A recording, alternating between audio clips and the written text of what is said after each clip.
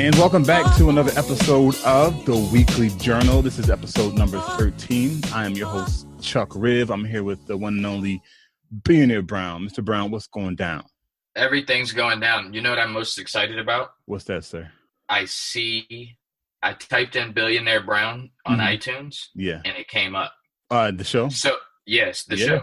So now now it's in iTunes. And I have like 4 podcasts. I have like Gary V's, I have mine, I have this one, and I have another one. I think I actually put it in a video, but it looks really dope. Yeah. Our thumbnail for the Weekly Journal. Yeah. So I know that's not a big deal, but it's a big deal to me because it looks so good on my screen. Yeah. It's huge, man. It's huge, man. You know, like, especially when you see your own shit on there, your own podcast. Like, yo, I'm subscribed to my own podcast. That's crazy when you think about it.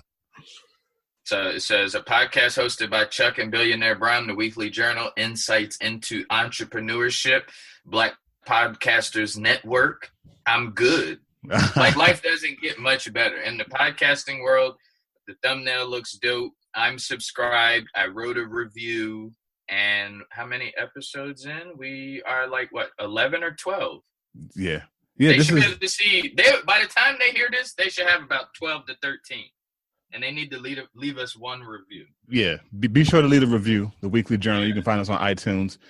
We'll be on iHeartRadio very soon. I know that was the big, when we did Inner Success Radio, that was the big thing. Yeah. I remember the story, and I always think about it when you were in the cab that one day or Uber with that one lady, and she didn't know what, I think you mentioned podcasts and whatnot, and she didn't know that was, but when you said iHeartRadio, she's like, oh, you guys on iHeartRadio? She said, what's y'all name? Where I find y'all? That's pretty dope, man. It's pretty dope, man. 2018 is going to be a huge, huge year, man, for podcasting, just in general. My personal opinion, man, because like I said, I say it all the time, is that there's a lot of room left, regardless of what niche or space you're in. There's people that are willing to listen, people that want to listen to what you have to say. So, shout out to the Black Podcasters Network. We have 4 shows on the network. So we have the Weekly Journal. We have the Common Sense Experience, which is also on iTunes, that airs every Friday at 8. We also have another show that was recently added, Intellectual Dummies. I do that. Actually, that's a show with me and my cousin. That show is that's more of a comedy show. So you guys can check it on iTunes. And I started another podcast, bro. I don't know if I told you, but it's a podcast on investing in cryptocurrency, and that was recently accepted into iTunes. So, yeah, man, I think between us, man, and you have the Billionaire Brown experience on iTunes as well. I know that you took off with that, man. That's huge. So, shout out to you and just hitting the ground and running with that thing, man, because it's huge. It really is huge, and the biggest part is just taking action, right? I think you were asking me a couple of questions on how to do this, do that, and then next thing I know, I get notification that you got a podcast, and I just like, wow, you implemented it right away. And we talked about that last week. I told you. Look, I don't waste your time asking you questions about just regular things. Yeah. Like when I ask you a question about something that I know you're well versed with, I'm taking notes and I'm gonna actually do it. So that was nothing. Yeah, that was dope. That was dope. And that's what we talked about on the last podcast. We talked about the importance of implementation and not just only consuming information, but actually utilizing and putting that stuff into action, right? That's episode 12. Check that out. So this particular episode you're listening to is on December the 4th, but we're recording this on November the 25th. It's 2 days after Thanksgiving. So, bro, first of all, before we get started, how was your Thanksgiving, man? Thanksgiving was very, very good. It was very good. I didn't have to make nothing. All I had to do was eat. I guess the highlight of Thanksgiving, I didn't watch any football because I'm still with the NFL blackout, so it was kind of weird. Yeah. They had the NFL games on. I had to literally turn my back. And I didn't make it a big deal. Nobody knows that I don't draw attention that way. But, I just stayed away, and then eventually we played some spades. Got a few people angry. And that's it. It was Zakira and I, we ran. I'm going to give a shout out to Shay and Dom. They were they got real mad. Wow. They was like really mad. I mean, there was a whole audience. We had about 15 people watching the game, all 3 games. It was really dope. Nice. So we won 2 and lost 1. Who hosted Thanksgiving this year? Shay and Dom. Okay, cool. That's nice, man. That's awesome, man. Yeah, it is. Thanksgiving is much more than the food, man. It's just the coming together and the playing the games and whatnot. So we we did something similar. We didn't play spades. There's not many. Believe it or not, the only people that know how to play spades is, I think, Andrea's sister. Andrea is my girlfriend. Shout out, Andrea. What up, Andrea? How you doing? How you doing? What's your name? What your number is? We played. Have you played headbangs, where you have like a thing on your head, and somebody puts a card in your head in your headband, and and they have to act it out. You have to guess what it is whatever card is in your headband. So it's pretty fun. You said it's called what? It's called headbands. HEADBANDZ. I think it's spelled weird. It's called headbands. Headbands. It's pretty fun. It's pretty fun, but I wouldn't mind playing. I haven't busted spades in a while. That's how you know when you say bust some spades. You don't say play spades. Are you trying to bust some spades? Yeah, you bust some spades, man. I know you had the pineapple upside down that you didn't get to eat. Yeah, like I'm. What was it? Pineapple upside down cheesecake? Yeah, pineapple upside down cheesecake. Did you at least see it? I saw it. It looked good. It really looked good, but I was just so freaking tired, man. I had 2 plates of food. I'm like, oh, okay, I think I'm done. I think I'm done. And then I caught the itis, passed out for about a half an hour. I was like, okay, I got to go home. And what is the itis? The itis is when you eat a good ass meal, and just right after you become extremely sleepy. It's like, you go to sleep. That's it.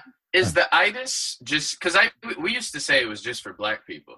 Nah, does everyone get the itis? Or wait, am I tripping? Or did you growing up only say the itis was for black people? No. Well, itis is actually a real. It's I don't know. It's psychological. It's like biological thing, whatever you want to call it. It's actually something that goes on like after you eat a certain amount of food, especially Thanksgiving food, because of the turkey. Like there's some chemicals in the food that literally, that's why people fall asleep after. It's not just that you ate so much. It's the fact that this food has these certain chemicals that literally say, okay, well, the body's burnt all this energy to digest this food. It's time to go to sleep. Yeah, I had no idea that was real. Yeah, and if I find some research, I'll post it on the Facebook fan page as well. So, but yeah, man. I had no idea that itis was real. Yes, sir. Real thing. I was reading the book. I'm like, what? This is real. No wonder people be falling asleep after they eat Thanksgiving dinner, man. So, all right, bro. So last week we talked about the importance of implementation. If you haven't checked that show out, be sure to check the episode out. We'll post it in the show notes for this particular episode.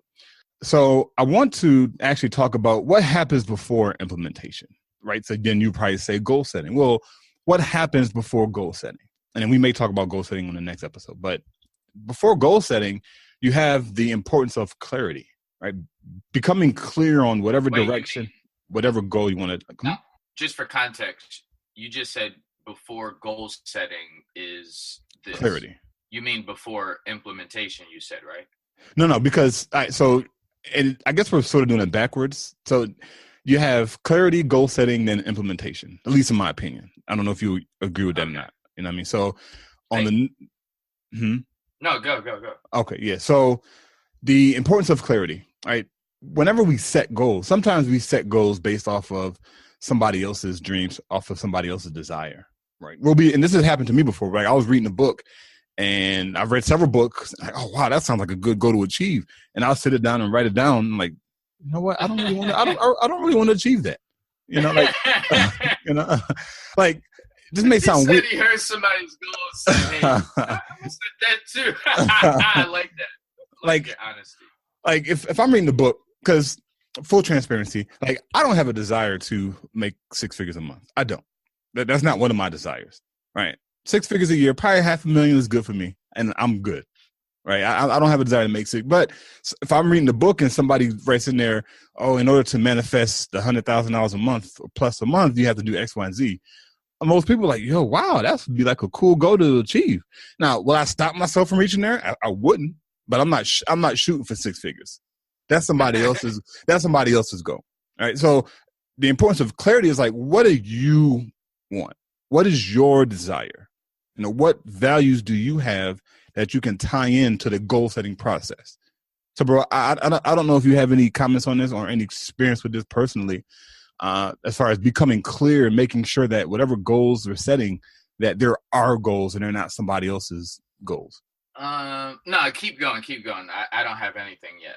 Mm-hmm. So becoming clear. So I guess there's the next step. Well, Chuck, how do we become clear? Like, what steps can we take to become clear? And it goes back to, again, making sure that we have certain values in place, right? What do you value? Everybody values things differently. Like I just said, I don't desire to earn six figures a month.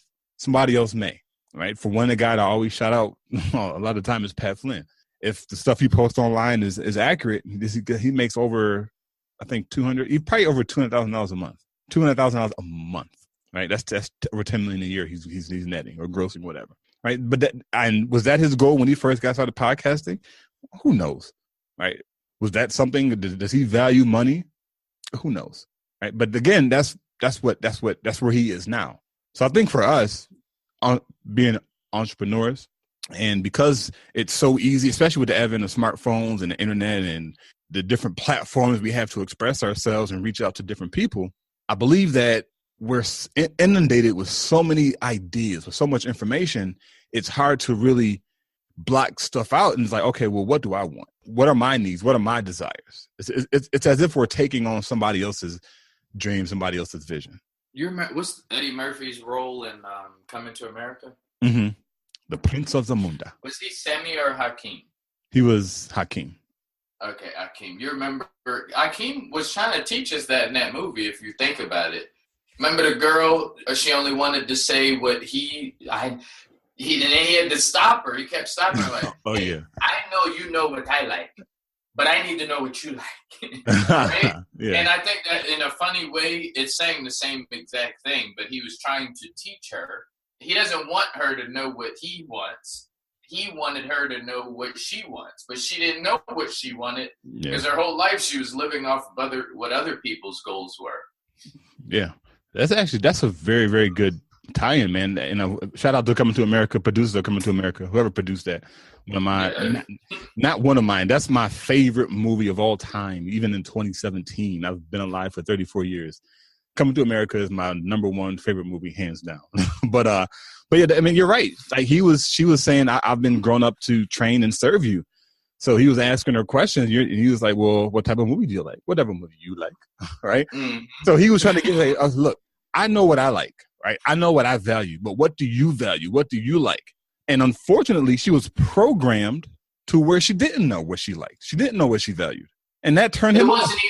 It wasn't even a real thought. She couldn't even fathom the thought he was trying to get her to think. Yeah. And maybe it's not the movie. I mean, we could bring it to real life. I mean, there's been points in my life where you inherited other people's goals, whether it's your parents or your uncles or your grandparents. You're just doing what they either told you to do or what they did. Yeah.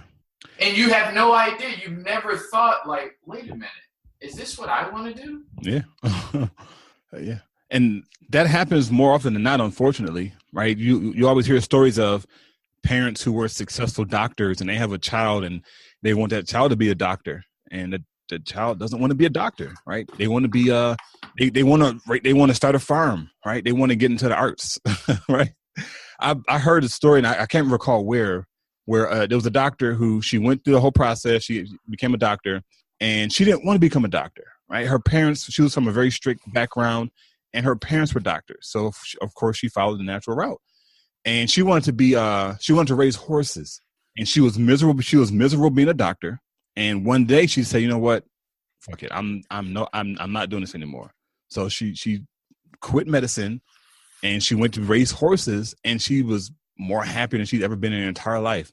And just imagine that, bro. Like that's a problem I see with society today, where they feel that the person that's a doctor is not as successful as a person who's raising horses.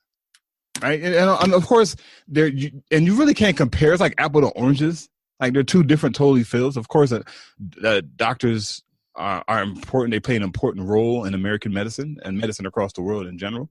But people who raise horses are just as important in their own space. What is the most important thing to most successful doctors? Well, I guess it depends. I mean, in most cases, I would say it's family. Yeah. Right. So just to put things in perspective of validating what you're saying, like every profession is important.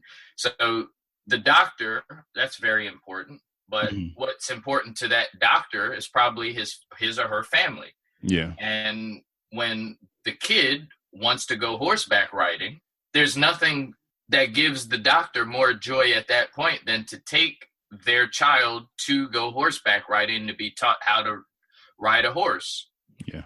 So the only people who actually really think that is the unsuccessful people. Unsuccessful people think it's this one thing that's successful and it has to have everything to do with money. Yeah, you're right. And they're the same people who praise and congratulate and are in awe of people like a Martin Luther King. Yeah. Right? And he died with less than $100 in his pocket. Yeah. His family didn't have nothing. Yeah. What does that mean? That Jay-Z is more important or more successful than Martin Luther King? I wouldn't say so. I mean, even if I did, we can debate on that for days and days and days. Mm-hmm. But no one can tell me Martin Luther King, just because he died with no money, he wasn't successful. That would be ridiculous. Yeah. Yeah, I agree 100%, man. It's just a shift in mindset that it takes in order to understand that the difference between, like you said, this separating the fact that, money is not tied into to success necessarily. Right. I've been podcasting for almost 4 or 5 years now, and I haven't earned a penny from it yet. Right. So somebody's doing something for 4 or 5 years, haven't earned anything. Something has to be there other than somebody has to be up for something other than the money. Right. You yourself. Right. Of course, you have your you have a merit plan business, but also you put out a lot of content. You have podcasts, you got YouTube videos and stuff that you do, and you probably don't make money from it. Or if you do, it's very little money. Or am I off? I'm just like assuming your situation. As far as what? Podcasting and YouTube? Yeah. Like, do you make any money from like the podcast and the YouTube videos you put out? Yeah, podcasting now, it's going to be evident in the future season. Mm-hmm. But YouTube, no. Yeah. I'm actually going to I'm like $3 away from my first YouTube check, which I don't really care about. Yeah. YouTube is way too complicated, but I'm like $3 away from making my first YouTube check. Oh, that's what's up, man. Congratulations. Yeah, man. Well, don't congratulate me yet. It may take I don't know. It should be. Yeah, but you see it though, right? And people are listening to this probably laughing. $3. $3, really? Like that's no, $3 away. They only send it out in $100 increments. So okay. Yeah, So okay. I'm like 97. That's dope. But I don't focus on YouTube. You know what I mean? Yeah. YouTube is a very, very tough space to get into. People say it's not, right. You can upload a video and all this stuff. Look, the other day I watched a YouTube course on how to optimize your video for the search engine. I literally did everything that the person said word for word, and my video still has like 3 or 4 views. I'm like, what the fuck? Was it a YouTube video? Yeah. No. It was one of our previous interviews we did. The one we did with Bob Choate. Remember Bob Choate? Yeah. So yeah, I was like, okay, well, let me try and get some more views on this video. So maybe it has to be a video. It can't just be like a still picture. I don't know if that plays a factor or not, but I still optimize the video exactly as the guy said, and the video still only has like 3 or 4 views. Yeah, YouTube is my storage place. Yeah. It's just a place to store footage. Yeah, man. I'm very much more comfortable with podcasting. Right. And first of all, I'm not a picture video guy in the first place. Like, I feel much more comfortable just recording audio than doing audio in the video. And you can tell, like, if you ever go back, bro, to any of our like past episodes, like that we did live video and then compared it to a audio version, I think you would hear like a distinct difference. Like, damn, Chuck, you sound a lot more confident when you're just on audio, as opposed to video and audio, whatever. But again, and that goes back to clarity, right? Like, I'm clear on, okay, well, video is not my thing. Although all the experts are saying video is what you should get into, video is not my thing, right? So I'm not going to force something and bring up this thing they call resistance. Like, I don't feel like doing this video. That's resistance, right? And I don't want to go way too far left for talking about that. But be clear. Just be clear, right? My clarity is, I love fucking podcasting. That's it. I love podcasting. Like, I'll do this. So I was out of work for 2 days a couple of weeks ago, and Thursday and Friday I was out, and Thursday and Friday I was doing podcast shit, right? I was up at 7:00 in the morning, still working on the podcast shit, doing the thumbnails, doing some research, looking at courses. Like, damn, how can I become a better podcaster? Right. And so podcasting may not be your thing. You may be an Instagram person, right? Your shit may be creating getting 1 million followers on Instagram, and that may be your niche. Just become clear on it, right? Snapchat may be your thing. You may be able to create snaps that captures people's attention and do all this other shit. Then let Snapchat be your thing. Mm-hmm. At the end of the day, all we're saying is become clear, right? They say don't put all your eggs in one basket. So let me ask you this, and I think Pat Flynn and not only Pat Flynn, but different experts in this particular, in the social media realm, have different opinions on this particular thing. You have one philosophy that says be everywhere, right? So be on Twitter, be on Facebook, be on Instagram, be on Snapchat, be on LinkedIn. Then you have a small segment of people that say, you know what, focus on this one platform. What's your take on that, bro? Like, I have mine, but I want to hear yours first. All right, well, my take on it is, if you're saying someone says you should be here, you need to be here, be here, be here, be there. That's in my life, that's what I call omnipresent. Mm-hmm. And the only person I know to be omnipresent is the God that I serve. He's omnipresent, right? He can be everywhere at once. Yeah. So I would never suggest or recommend that somebody does that. Now, when it comes to, should you be, what was the other choice? So should you be everywhere, or should you focus on like one platform? All right. So should you focus? Yeah, go ahead. So open it up. All right. So to give an example. So the other day I told you I was watching the YouTube shit, like how to monetize and not monetize, but how to optimize your YouTube videos for search. Oh, wait, hold on. I wanted to say this. Yeah. Certain people, you have to be careful with what certain people are also saying, because certain people only take you and recommend you to go where the money is, where their money is, to be more specific. That's why it's very important for you to be clear with what is clear for you. So, for example, I'll say Gary V. Shout out to Gary V. And I'm also slap him in the face really quickly. But Gary V., if you ever listen to his content, he said a lot about, Twitter's outdated. I'm not going to use Twitter. And I just listened, because I haven't listened to him for a while. Yeah. And just hearing you now listening to him, it reminded me, I'm like, what is he listening to? Let me see. So I went back and I started listening. I subscribed to his, his podcast. Yeah. And I listened to one of his new shows, and he's talking about, the best way that you can contact me is on Twitter.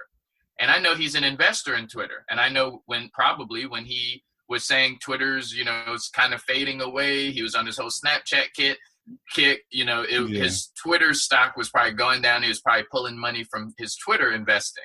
And then he put more into the Snapchat. Then when Snapchat went away, then he was on this whole Instagram. He was like, Snapchat might be getting out. So I would say go to Instagram. This Instagram is really, really good. So now, he's back on this Twitter thing. And he's like, the only way to get me. It was Instagram for a while. Like, message me on Instagram. Yeah. But now it's like, oh, no, Twitter. Like, I clearly heard him say Twitter. Like, only Twitter. He said, if you really want to get to me, you should only use Twitter. And for somebody like me, that makes me a little curious to why is he switching? And usually even Rush Hour 2, they told you, follow the money, right? Follow the money. That's how Jackie Chan found the killer. What Chris Tucker was telling them, right? Follow the money. He said, you want to go to L.A.? He said, what are we going to L.A. for? He's like, you got to follow the money. And I think so you got to also be careful with that, because some people may be leading you, like that Pastor Jim Jones you was talking about, drinking the Kool-Aid, right? Yeah. you want to be, some of this stuff is good. Like Twitter is good, but if you rocking like what Chuck was just talking about, if you've been rocking all year on Instagram and then you hear a Gary V video or a podcast and he's like, yo, Twitter is where it's at. Don't be so naive. Yeah. Don't be fooled. Twitter is good, but is it good for you? Yeah. Because the person who's teaching you, same thing with these marketing programs, right? You got marketing people that are supposedly so great at marketing, but then when you go to their content, they don't have nothing. Yeah. Nobody's even connecting with them. So you got to be careful, right? Because some people are only doing it for the money. Yeah. And I also think, and that's a good point that you brought up, like if you, like you said, you've been going hard on, like, we've been going hard on, like, let's just say podcasting, right? For 2, 3, 4 years, whatever. And then we hear podcasts by Gary V or another, influencer in that space that, yo, YouTube is where you need to be right now. YouTube is going to be a big thing. Are we going to immediately just stop podcasting and jump right to YouTube? No, that's not if we don't develop that clarity. And I think that's within one of my pitfalls. And I think I've talked about this when we had the Inner Success Radio podcast up, was when I would listen to all these podcasts, right? And I would get a marketing strategy. And I was like, damn, that's it. That's the marketing strategy I'm going to focus on. I'll do it for like 2 or 3 weeks, see little results. Then I would listen to the same podcast and hear another marketing strategy. Like, dang, you know what? I'm going to switch to that one. All right. And because I wasn't clear, because I was focusing on what this person was suggesting. Of course, if we don't have any clarity at all, like we don't know what we're doing, then it's good to fish for ideas from influencers like Gary V, Pat Flynn, Tim Ferriss. Those are big guys. They're huge in what they do. So if you're not sure or exactly where to start, then it's okay to tap into those resources. But then when you find a resource or two, stick to that. Don't keep flip-flopping, going back and forth. Because then when you get to the goal setting stage, and then when you get to the implementation stage, which again, we talked about on the last episode 12, be sure to check it out. It'll be in the show notes. Then you're lost because you're like, well, damn, I don't know what to do here. And that's because you didn't get any clarity. And there's a great book that can articulate that way better than you or I in this moment. Mm-hmm. And it's called Outwitting the Devil by Napoleon Hill. That's the second time that come across my table. That's the third or fourth time that book has come across my, in the past few weeks. Like I've seen that post somewhere. Somebody recommended Outwitting the Devil. So I need to go find that ASAP. Everything you just said, everything we're talking about right now, mm-hmm. It's in that book. And most people don't get it because I got it when it first came out. Read it a couple times. Is like most people didn't want to get it because of the title. It's kind of like, whoa, is he talking about the devil? Yeah. But no, he's not talking about the devil at all. He's talking about exactly what we're talking about right now, but to a deeper. He goes so deep into the message. It's powerful. Oh, wow. Yeah, that's awesome. Because we wander, and we're drifters. He calls them drifting. He calls us drifting. Yeah. He calls us drifting. He talks everything from smoking cigarettes to the church to being at work to friends and family and all these different things. He just talks about how we drift, mm-hmm. and we drift and we drift, and we don't even realize we drift. But that's the term that he uses, drifting. Wow. Most of us just drift. Yeah. And again, I think that ties in to the clarity piece, right? You're drifting because you're not clear, right? At all. Right? Once you hit the sea, like when we went on that cruise back in November, mm-hmm. the captain and his crew had a plan. Like they were clear on where they wanted to go. And they outlined, say, hey, we're going to Half Moon, we're going to the Bahamas, and we're going to go to this private island, and then we're going to come back to Miami. Like they were clear on where they want to go. If they weren't clear, we could have ended up somewhere else, Mexico, right? Yeah, and would it have been on purpose or by accident? It probably would have been by accident because they weren't clear. Or it could have been on purpose. Yeah. You know how we are. If we on a big boat at the helm of it, we're like, oh, what is that? That's a nice little island. Yeah. Let's go over. Let's see what's happening over there. Yeah. So it's huge, man. Clarity is really huge, and it's the foundation. It's the foundational point for achievement, in my opinion. Because then the next phase after that, which we'll talk about on the next episode, is goal setting. right? How can you set goals if you're not clear? Using the cruise ship analogy, because they knew where they were going, they were able to set goals like, okay, well, let's say 500 miles in, we need to shift the wheel 2 inches left, or at 750 miles in, we need to shift the wheel to the right. Right? They had that game plan, that goal set, because they were clear on where they wanted to go. So once you're clear, once you have the goal set, okay, guys, time to board the ship. Let's go. That's implementation. Right? So, I mean, we can go on forever with this, man. I don't know, man. I just felt that we had to make this clear, because when we talked about implementation in the last episode, like, okay, well, Chuck, what about Billionaire Brown? What about the other 2 steps before that, which would be goal setting and clarity? So, I don't have anything else, bro. I don't think we can be any more clear, pun intended, on what we're trying to convey here as far as the importance of clarity is concerned. All right, I have one other thing I wanted to ask you, talk about, but I also wanted to ask you a question, yes, just sir, for our listeners. Yes, sir. So if I said, Chuck, I think you should be a pastor or a preacher. Mm-hmm. You being you right now, me being me. Mm-hmm. Man, the way you just described that, man, when you say certain things with such conviction. Have you ever thought about being a pastor or a preacher? Like, to what extent do you actually take that seriously? So and then not just a pastor or preacher. It could be anything or whatever. Yeah. So I'll give you a practical example. It's funny. I was talking to somebody about at work this on Wednesday. On Wednesday, I was at work talking to somebody about this. So where I used to work in the call center, probably back in 2011, I would say. I'll never forget this day. I got a call from a patient. I scheduled the appointment. And at the end of the call, and this was before I even considered podcasting, radio, anything like that. That wasn't even in my stratosphere. The lady goes, she said, "Hey, sir, by the way, do you have a radio show?" I said, "No, ma'am."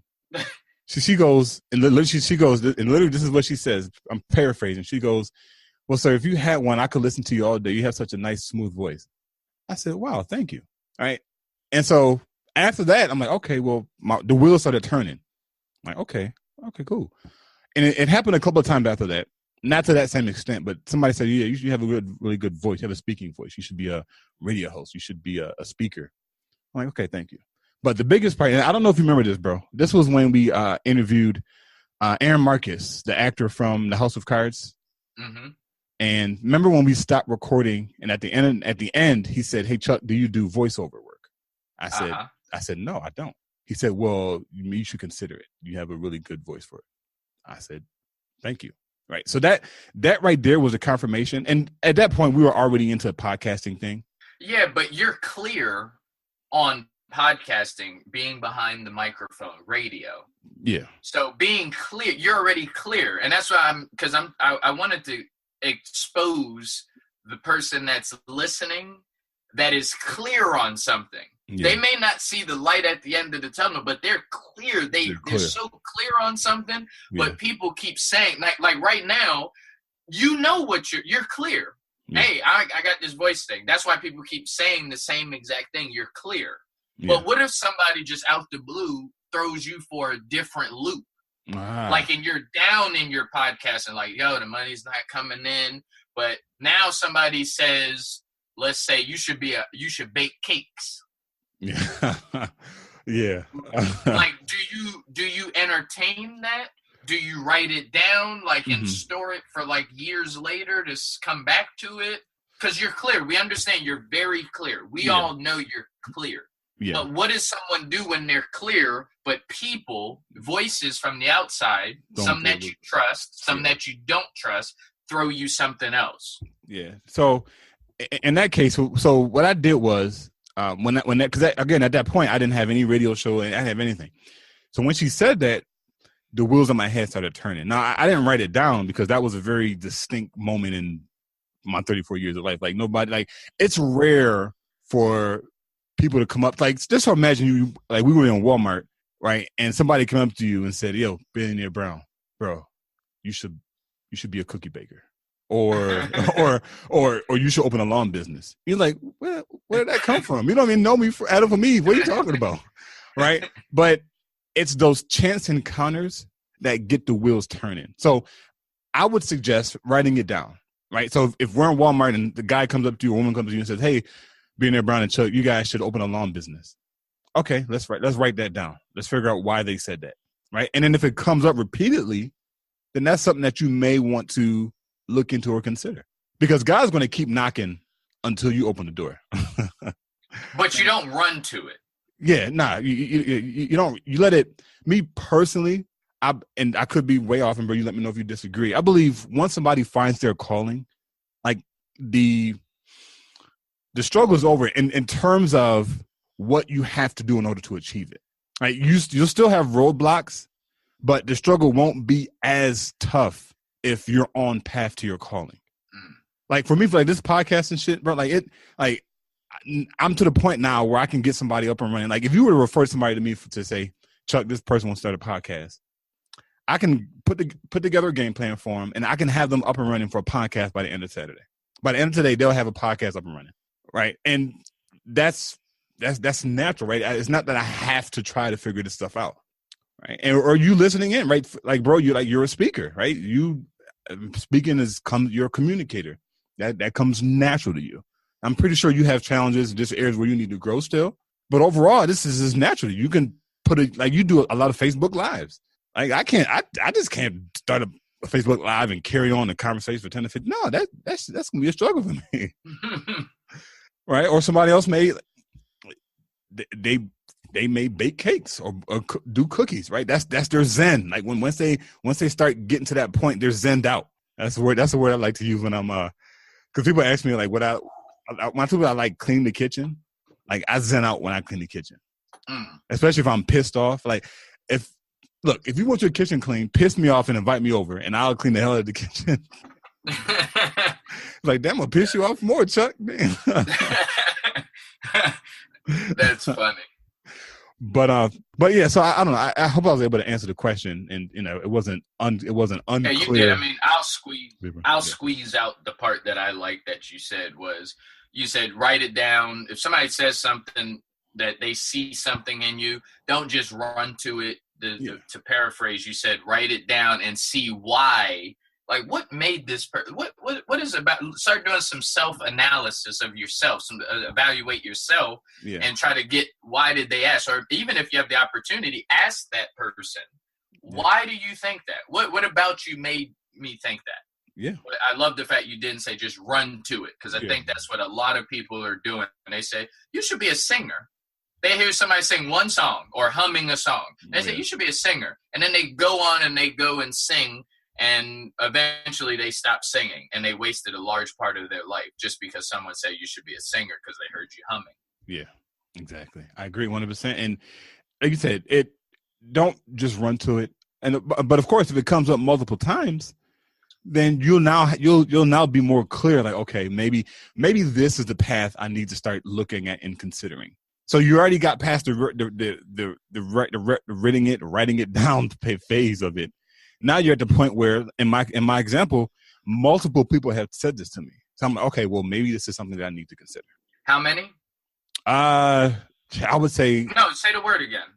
Multiple people. Yeah. Because some of our listeners are not getting multiple. Yeah. They're getting one, and they're running with the one. Maybe the one is strong enough, but look for the multiple, especially if you already have what you're in the path of what you're doing. Look for multiple. Yeah.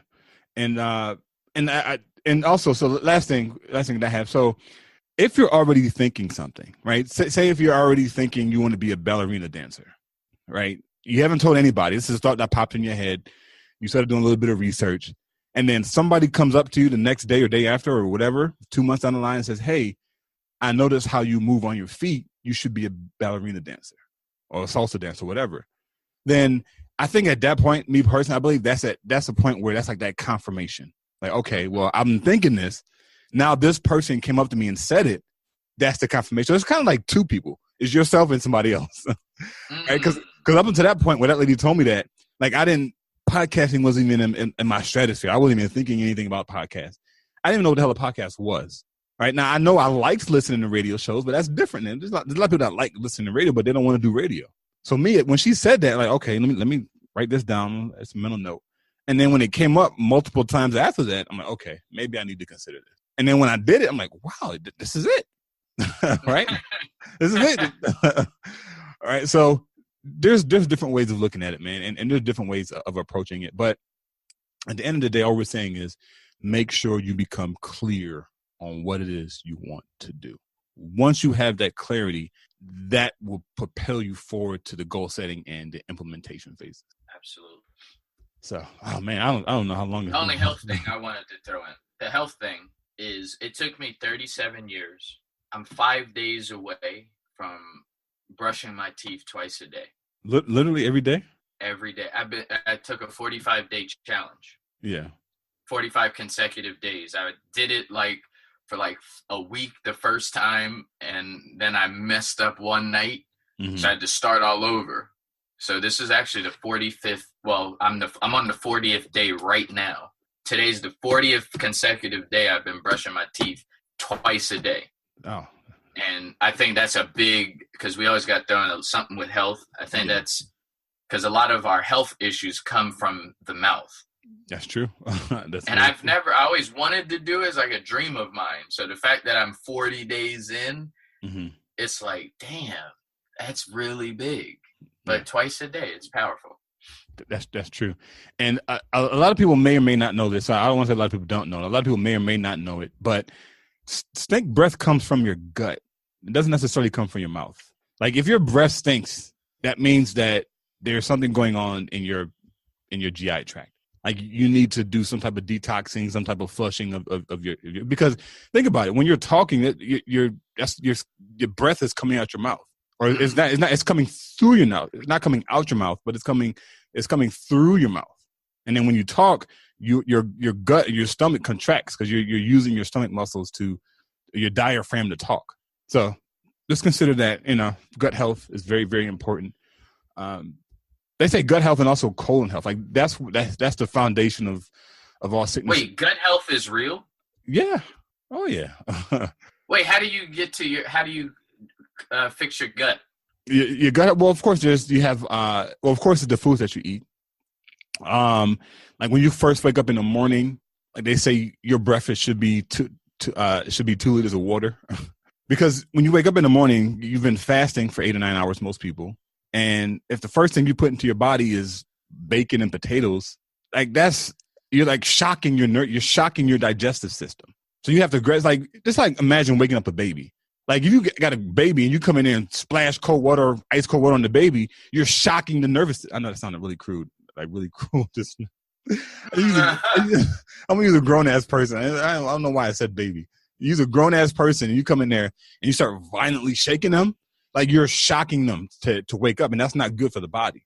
But when you first wake up in the morning, say you drink 2 or 3 cups of room temperature water, not cold water, room temperature water, and then you eat like a piece of fruit or something, you're like softly waking up your digestive system. Like, hey, wake up. Time to get up now.